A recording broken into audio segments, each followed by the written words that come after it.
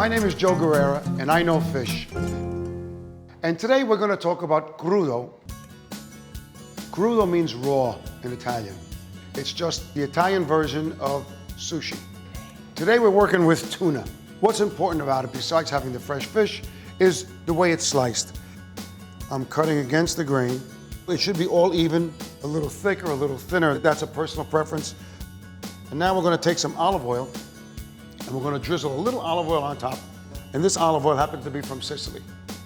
Now, I'm going to sprinkle a little black Hawaiian sea salt, and the salt will bring out the flavor, and the crunch of the sea salt will add some texture to the crudo, just like that.